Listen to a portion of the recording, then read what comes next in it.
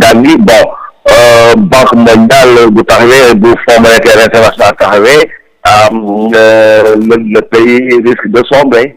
mais vraiment grâce à la perspicacité, grâce à la vision du gouvernement, Sénégal est en train de montrer une nouvelle voie. Démarrer aussi comme la participation si la qualité du son su fekkee ne ama mun na génn mu dugaat bu ko defee son bi day daal di gën a baax. Ce qui est important par exemple dem nañ tey ba benn moment levée de fonds yu bari Sénégalais yi ñoo si participer directement ça c'est nouveau, ça c'est nouveau dans nos modes de fonctionnement, dans nos modes de gestion du pays. Alors cette participation-là dem na ba les taxes ont été revus à la hausse pour que les Sénégalais fassent un sursaut sur eux-mêmes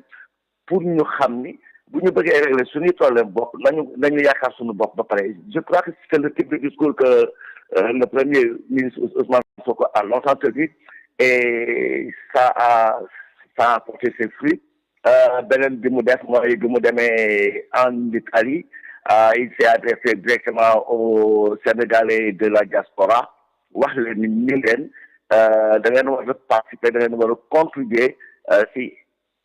effort de participation yi nga xam ni moom la ñuy demander les Sénégalais yi nekk sa réew ma yéen aussi da ngeen si war a def seen wàll ñoom it ñu déggee ko noonu def ay levée de fonds yoo xam ni ça a même dépassé les chiffres destinés au préalable. Ça veut dire que donc Sénégalais xam nañ ni la nouvelle démarche du gouvernement qui prend sa source à partir de la démarche citoyenne man jàpp naa ni démarche bi les pays africains devraient s'en inspirer pour que une bonne fois pour toutes ñu xaw a sori un peu ces institutions internationales là parce que à mon avis gisuma jeexintal bu mu am si sunu développement pays wala boog bu ñu prêter xaalis ba du jaar fi mu war a jaar ba dugg fi mu war a dugg ou bien alors système bi ñuy tegal wala conditionnalité yi ñuy tegal nous amène à un niveau tel que ñu mën a wax ni nous faisons partie maintenant des pays développés. Alors pendant 60 ans nous cheminons avec ces institutions-là. Pendant 60 ans ñu ngi dox ak ñoom. Pendant 60 ans ñu ngi perfusionné si ay xaalis mais à la limite bokkuñu ci pays développés donc ça veut dire que bu xel mënee nangu ni ñoom ñu ngi fi di ñu accompagner xel aussi mën na nangu ni seen accompagnement gisuñu ci jeexintal quoi. Monsieur Amadia ndax bokk nga ci ndax da ngay ànd ci kàddu yi nga xam ne moom la El Malick Ndiaye yëkkati woon doon le président bu fële ci assemblée nationale moom nag yëkkati woon na fi ay kàddu yu ci mel ni nee na ñi nga xam ne ñoo di waa FMI bu ñu ñëwee ñoom dañuy dem waaye bu ñu ñëwul it dañuy dem ndax jàpp nga ne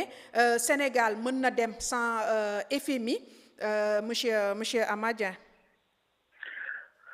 bon ndax Sénégal mën na dem sans FMI. mënu ma ni jàpp ni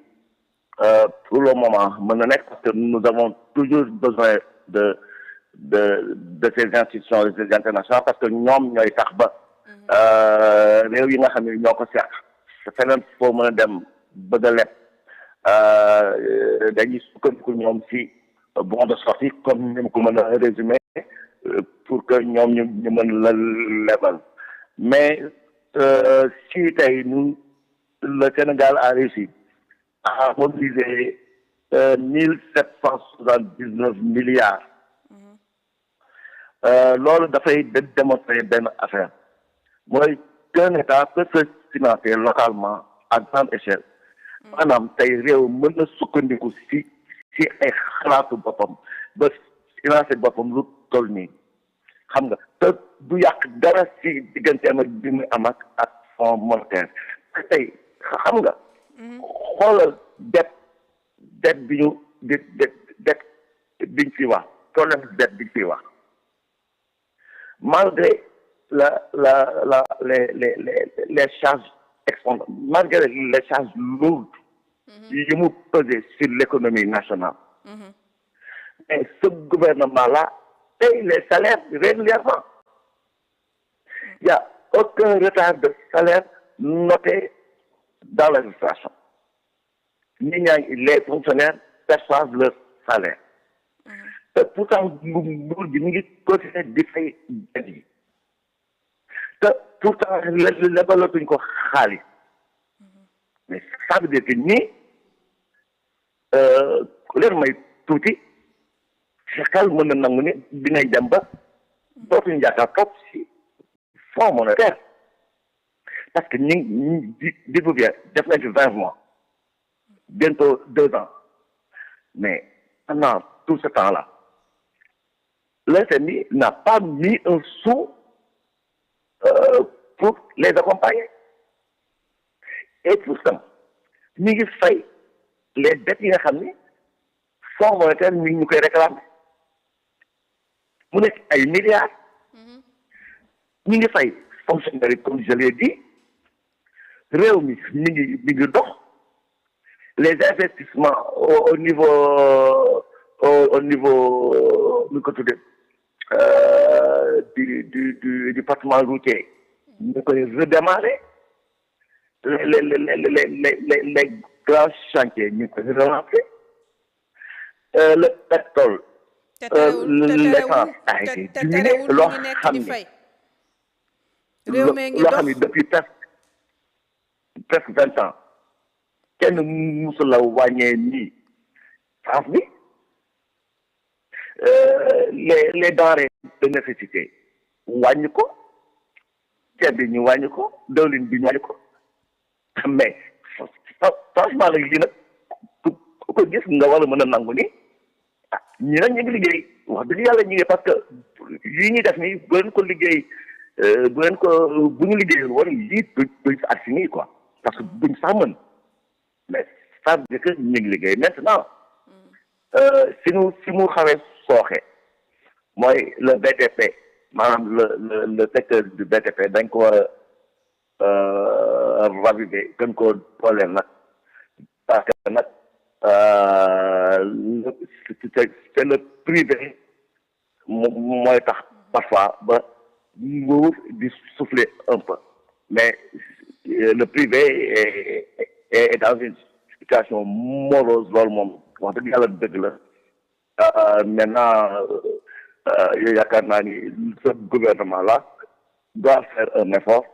peut-être pour dooleel le secteur privé dooleel aussi le secteur informel pour que ni ñu ko tàmmee di waxee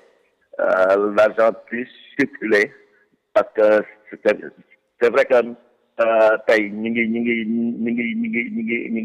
sauvegarder les bases de notre développement, de notre économie, mais il reste maintenant à ce que nous donnons le secteur privé, donnons le secteur informel, comme on dit, pour que xaalis circuler, pour que aussi nit ñi aussi di sentir que l'argent circule. Peut-être foofu la mettee et que yaakaar naa ni sous peu de temps peut-être loolu mooy prochaine visée boo xam ni gouvernement bi war na ko mën dox ko loolu